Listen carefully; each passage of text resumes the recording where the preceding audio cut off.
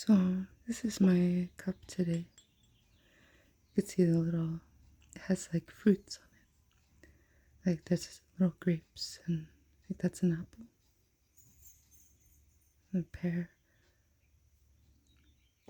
Got it at a thrift store. There was all these little cups. The handle is kind of tiny though. And then it didn't match with the plate. There was no plates with it.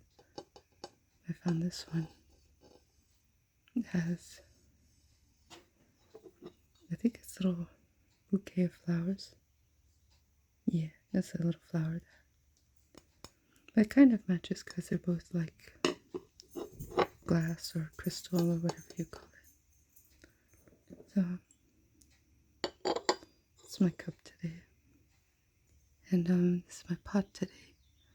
I have the yellow one and the white one.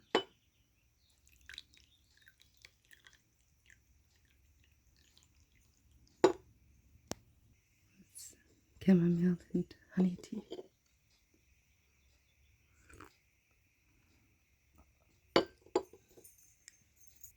Anyways, today I have this copy of Frankenstein. I've had it since high school.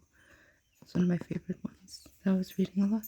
I carried it around with me a lot because it was so small. But yeah, so I'm gonna read this one today. Sorry, that was a bit loud.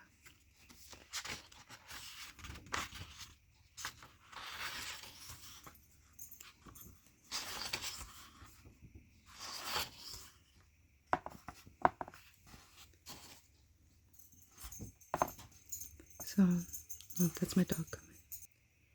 So, Volume 1, Letter 1, to Mrs. Seville, England, St. Petersburg, December 11th. You will rejoice to hear that no disaster has accompanied the commencement of an enterprise which you have regarded with such evil forebodings. I arrived here yesterday, and my first task is to assure my dear sister of my welfare and increasing confidence in the success of my undertaking. I am already far north of London, and as I walk in the streets of Petersburg, I feel a cold northern breeze play upon my cheeks, which braces my nerves and fills me with delight. Do you understand this feeling? This breeze, which has travelled from the regions toward which I am advancing, gives me a foretaste of those icy climes. Inspirited by this wind of promise, my daydreams become more fervent and vivid. I try in vain to be persuaded that the pole is the seat of frost and desolation. It ever presents itself to my imagination as the region of beauty and delight. There, Margaret, the sun is forever visible, its broad disk just girding the horizon and diffusing a perpetual splendor. There, for your leave, my sister, I will put some trust in preceding navigators. There, snow and frost are banished, and sailing over a calm sea, we may be wafted to a land surpassing in wonders and in beauty every region hitherto discovered on the habitable globe. Its productions and features may be without example, as the phenomena of the heavenly bodies undoubtedly are in those undiscovered solitudes. Can I get some tea?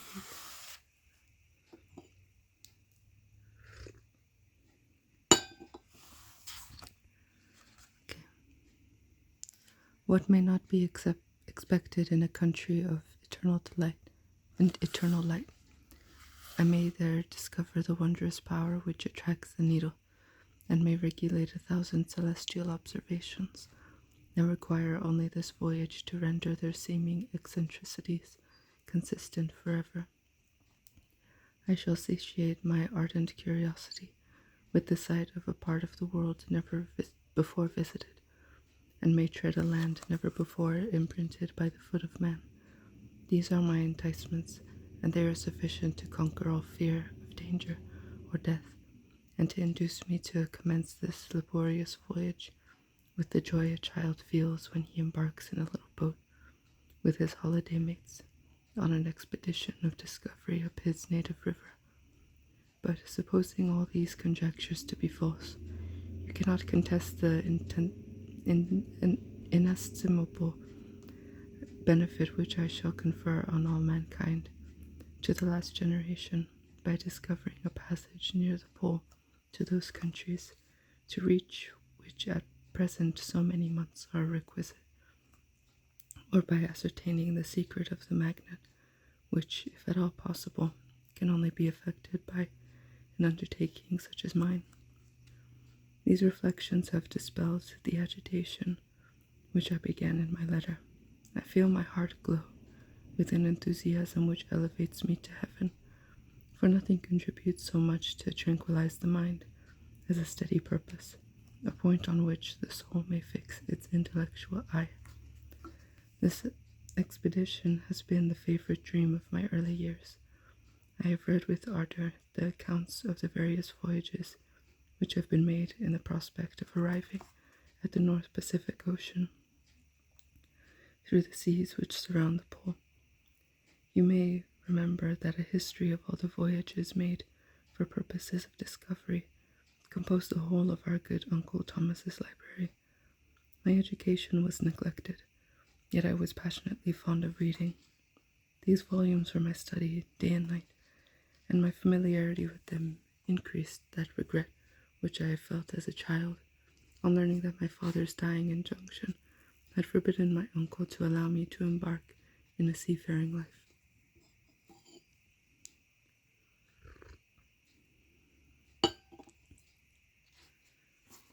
These visions faded when I perused for the first time those poets whose effusions entranced my soul and lifted it to heaven. I also became a poet, and for 1 year lived in a paradise of my own creation. I imagined that I also might obtain a niche in the temple where the names of Homer and Shakespeare are consecrated.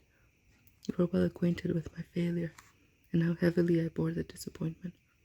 But just at that time I inherited the fortune of my cousin, and my thoughts were turned into the channel of their earlier bent. 6 years have passed since I resolved on my present undertaking. I can even now remember the hour from which I dedicated myself to this great enterprise.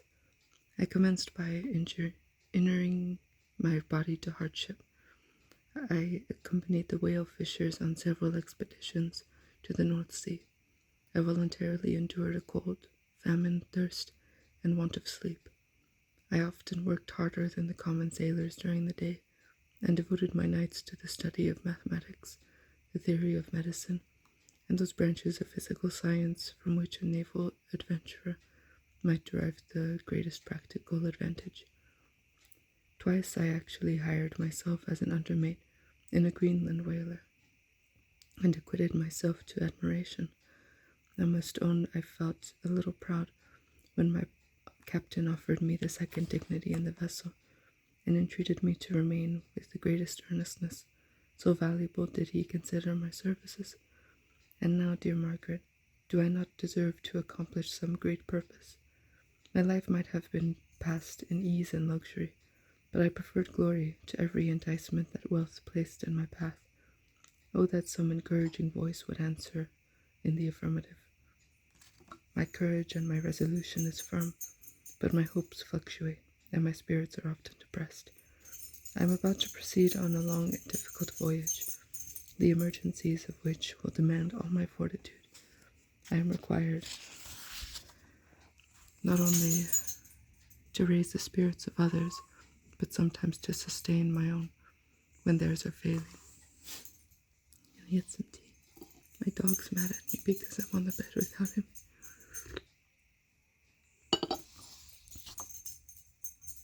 He woke up late. Anyways, this is the most favorable period for traveling in Russia. They fly quickly over the snow in their sledges. The motion is pleasant and, in my opinion, far more agreeable than that of an English stagecoach. The cold is not excessive if you are wrapped in furs, a dress which I have already adopted, for there is a great difference between walking the deck and remaining seated motionless for hours when no exercise prevents the blood from actually freezing in your veins.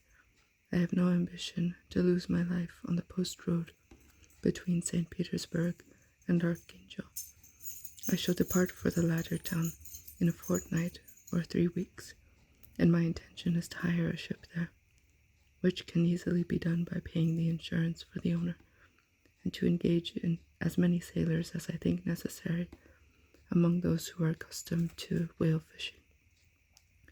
I do not intend to sail until the month of June, and when shall I return?